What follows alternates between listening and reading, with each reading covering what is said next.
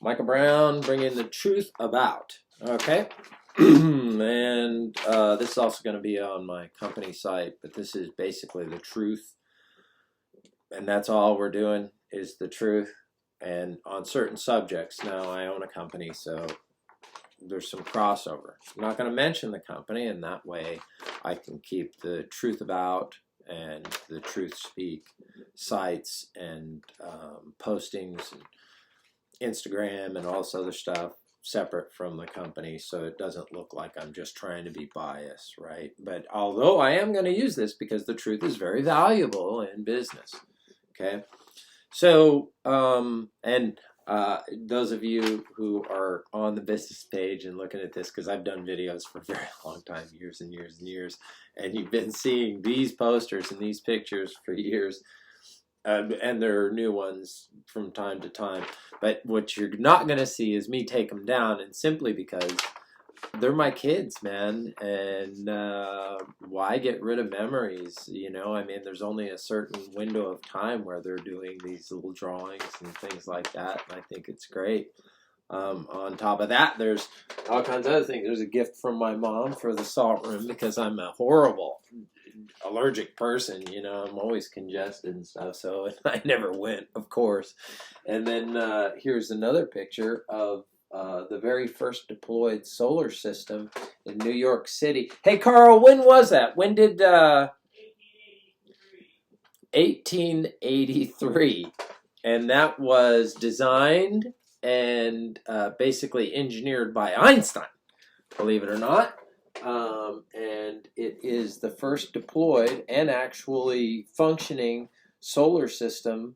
A lot of people think it's a very modern thing, but we're talking 1883 is how long they've been installing solar, right? So, and in fact, the odd thing is, and most people don't know this, but the theory of relativity is, if you go and you read in Einstein's writings and stuff, is really what he was doing was looking into the effects on atoms and the reaction of atoms by the exposure of other types of atoms, atomic reactions. And key to that was the photoelectric effect, which was the reaction of some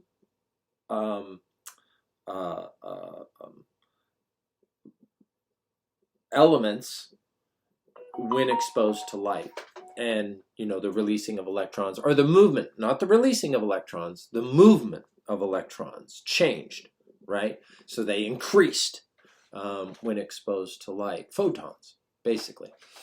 And so that's, you know, that's just kind of what's on my wall. And now I just wasted 3 minutes. Okay, so let's get into some other stuff. So the truth.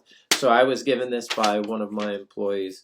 What financing options are available? Now, if you're into getting a contracted project done, you're going to be presented with all kinds of financing. And specifically, the big push right now is solar.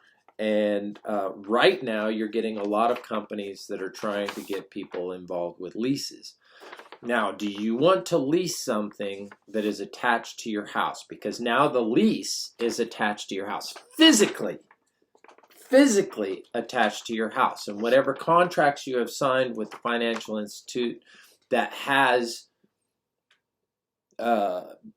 financed your project now has hooks in your home, okay? So, and that means that there's no refinancing, there's no HELOCs, there's no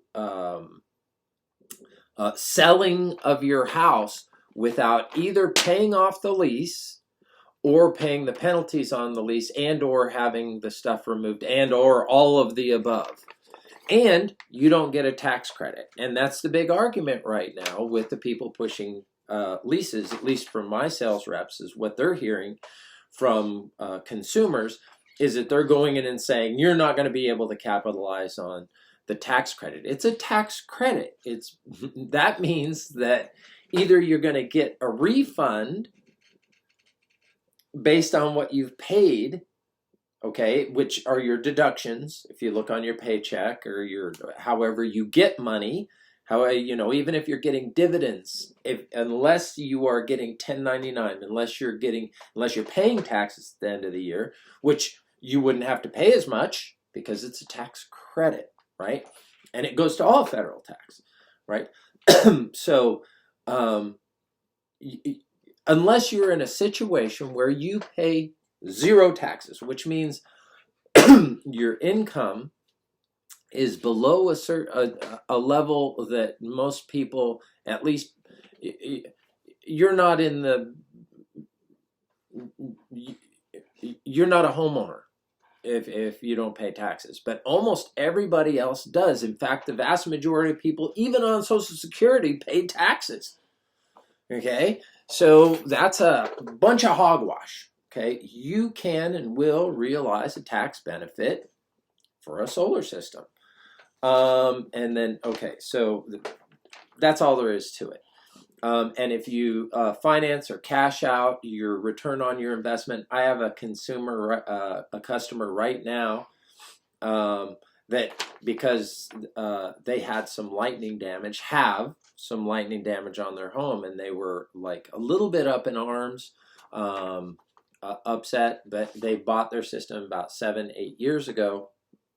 And so when I went and I looked back at this system and through the monitoring, you can kind of look at, and you can see weather events by the performance of the system. If you look on a daily basis, you can see when you have these horrible storms and things like that. And also it quantifies and gives you an accumulated total of the production. And that system in 7 years, with their tax credit, has paid for itself. In fact, they have a plus thousands of dollars of generated electricity at today's rate. So people that say it's not worth it or anything else like that, total hogwash. It absolutely is. And even though their system is fully functional right now, it's just got some hiccups, some quirks in it right now because it had some lightning events towards the end of last year. And then the other question is, and this is specific to solar, what are the difference between string inverters, microinverters, and power optimizers? Well, a string inverter has one central unit for a large portion of the system, less parts, less moving parts, less equipment that's actually doing some specific function, whereas all these other technologies have individual parts that do something special and then also another part that does something special. So you basically increase the quantity of components, basically. And there's pros and cons.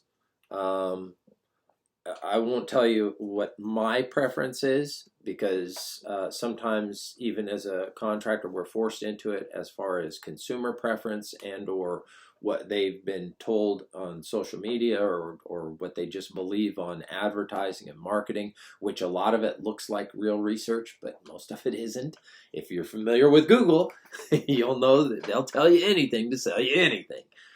But the truth is that a string inverter has less components, less points of failure, and microinverters and power optimizers, basically you at least double your possible points of failure as far as individual components. Like you're going to have an additional point of failure for every single solar module that you have versus something that had a central inverter. And I'm going to cut it off right there because we have time limits, and I'll do another one where I'm not going to talk about the pictures on my wall.